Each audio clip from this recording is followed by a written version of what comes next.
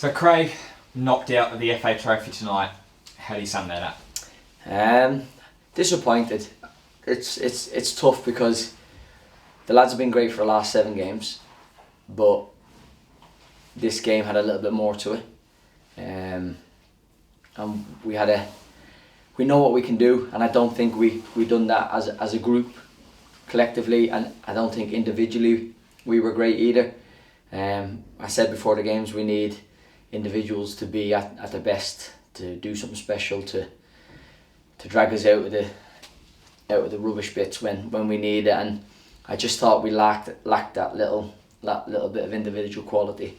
But we've been unbelievable the last 7 games, and it's a restart for us now, refresh.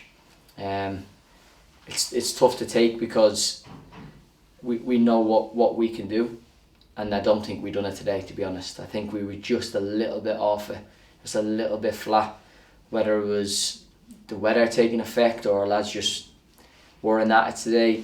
It's only the lads will know that, but it's a tough one to take because I thought we could have made a better show of ourselves, but it's again we'll have a refresh and we'll go against Tuesday.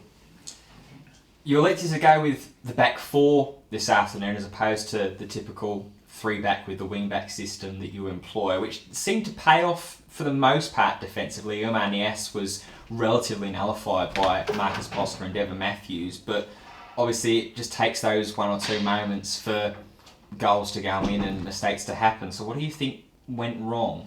It was just individual errors. I think that the 4-3-3 at home suits us because we're a team that wants to play. We want to attack and we want to score goals and we want to do as best as we can. And the 4-4-2 for our 4-3-3, as you said, for most of the game suited us. We were fine. We didn't really create much, and anytime that they did create something, it was from a mistake or something that we probably could have done better. And the same with the 2 goals. They didn't really cut us open. Posh has made a mistake on the edge of the box, lost the ball, and they score, and that's football. Posh has been outstanding this year, the whole year he's been fantastic, and all it takes is one mistake. But when you have players like they do, they're gonna take advantage of it. They came here, worked hard, put us under pressure. They play football similar to ourselves. Probably for a neutral, it's probably a good game to look as two teams trying to play, but they're a top team in their league, and they've got a budget that can match anybody in their league.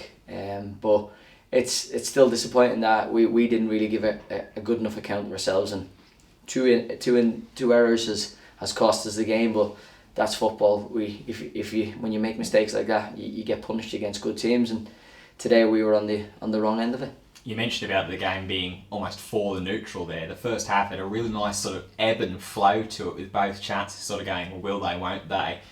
But in the second half, that similar kind of rhythm never really picked back up or resumed. What were the instructions at half time? Half time was, I thought we done well first half, but I just thought in the final third we could be a bit better. I thought we just lacked that little bit of quality in the last bit, whether it was a decision to have a shot, a decision to pass, what pass, whether to go left or right, and I think we just lacked that little bit of quality that could have cut them open or could have caused them more trouble. Don't get us wrong, we still had chances, we still had opportunities to score goals, and we didn't take them. And against teams like that, if you're not going to take your chances, they will, and unfortunately that's what happens today. But it's a learning curve. It's a loss. You know what I mean? It hurts, and I know all the lads in there are hurt about it. But listen, it's football.